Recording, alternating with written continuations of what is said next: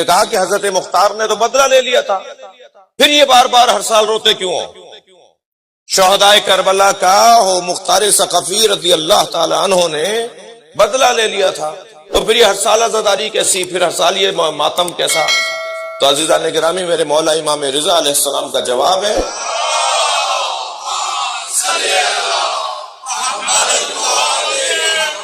میرے مولا فرماتے ہیں کہ ساری دنیا 70 مرتبہ مار کر اٹھائی جائے تو حسین کے ناخون کا بدلہ نہیں ہے۔ یہ جو مختار نے لوگ مارے امام حسین کے برابر تھے جو بدلہ ہو گیا؟ امام حسین کے پیر سے جھڑنے والی خاک کے برابر نہیں تھے، تو بدلہ کہاں سے ہو گیا؟ بدلہ تو یہ ہوتا کہ جیسا تھے ایسے مار دیا، ایسے تو تھے ہی نہیں کوئی ایسا جو بدلہ ہو جائے گا۔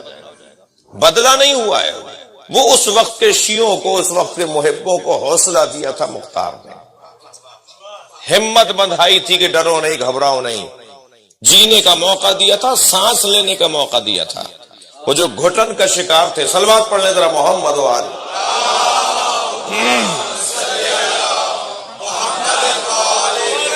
اس سے بہتر اور بلند صلوات نبی کی ذات پہ تھی۔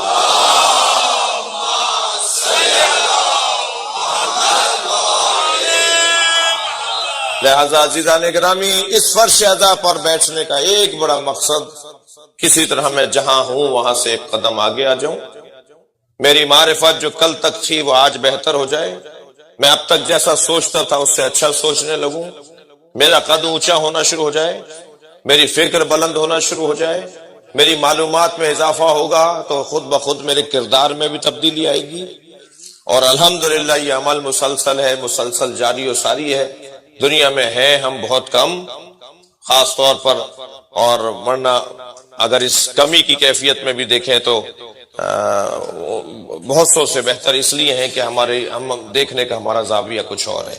چپتے ہوئے جملے، چٹکیاں جو ہمیں بھری جاتی ہیں، ان سب کو نظر انداز فرمائیے اور اپنا کام جاری رکھنے کا اعادہ فرماتے رہیے، اور اپنا کام ایسے ہی جاری رہے۔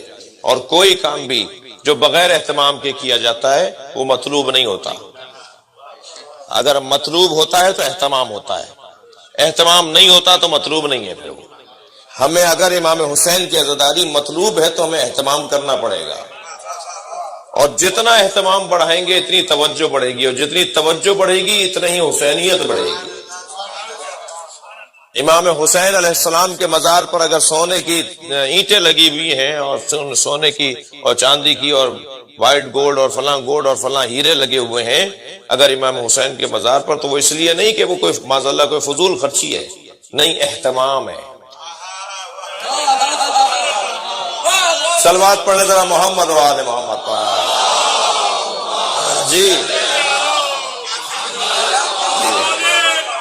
اور جتنا آپ اہتمام بڑھائیں گے، جتنا ایک صاحب کہنے لگے جی اتنا زیادہ پیسہ وہاں لگایا ہوا ہے، سارے سونے کو ہٹائیے، دنیا کے یتیموں بیواؤں میں دے دیجئے۔ میں نے کہا جی آپ ہیں کون؟ کہا نہیں فلاں ہوں۔ میں نے کہا پھر خانہ کعبہ کا اتنے کروڑوں ڈالر کا غلاف کیوں بنتا ہے؟ وہاں تو نہ کسی کا مزار ہے بقول آپ کے، نہ کوئی ایسی چیز ہے کہ اللہ کا گھر ہے، اتنا مہنگا غلاف سونے سے تاروں سے بنا کر کیوں لگایا جاتا ہے؟ فضول خرچی ہے تو معاذاللہ وہ بھی ہے، نہ وہ فضول خرچی ہے نہ یہ فضول خرچی ہے۔ صلوات پڑھیں ذرا محمد و آل محمد۔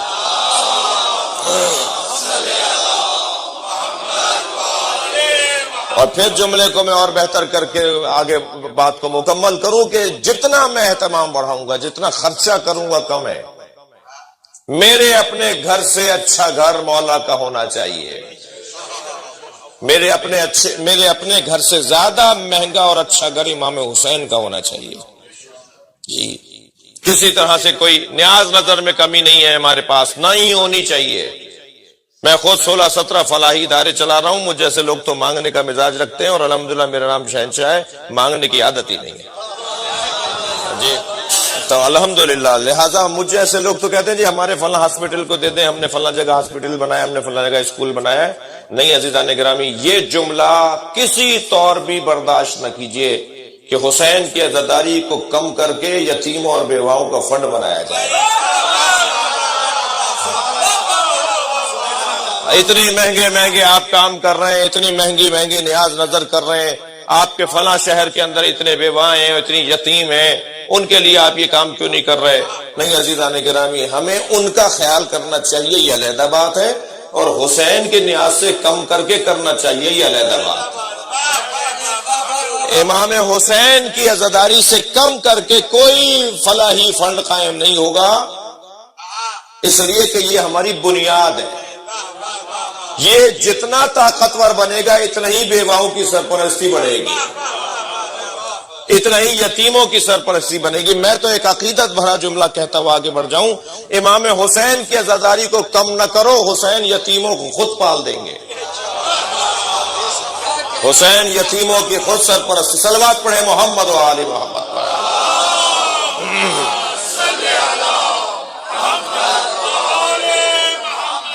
الحمدللہ عزیزان گرامی، یہ جگہ سے مراد عزاداری، امام حسین کا گھر، فرش عزا امام حسین، یہ ایک حرارت کا کام انجام دیتی ہے۔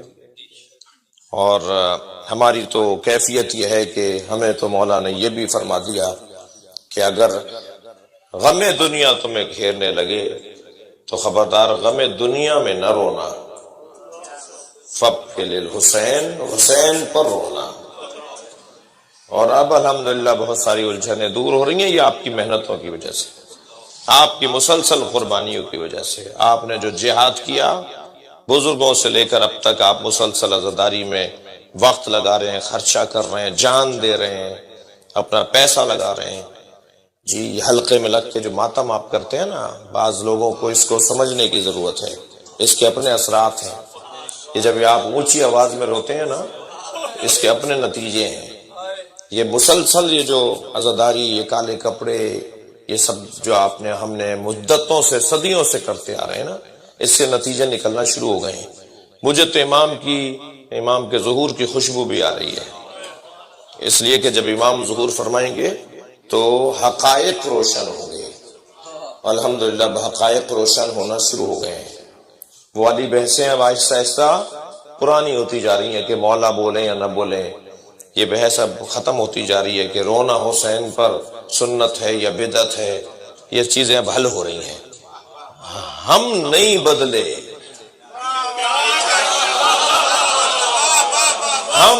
ہماری کشتی کہیں ڈوبی نہیں، ہم تو تانے سنتے رہے، تماچے کھاتے رہے، بم دھماکوں کا شکار ہوتے رہے، ٹارگٹ کلنگ کا شکار ہوتے رہے۔ جی ہم تو چپتے ہوئے جملے سنتے رہے، دل آزاریاں اپنی برداشت کرتے رہے، وقت گزار دیا ہم نے۔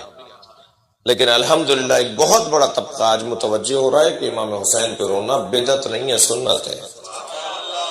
الحمدللہ میں ان علماء کو بھی آفرین بولوں گا جو ہمارے اس خطے کے علماء ہیں، جنہوں نے یعنی غیر شیعہ علماء ہیں، انہوں نے باقاعدہ ان باتوں کو بہت واضح انداز سے کہنا شروع کیا ہے۔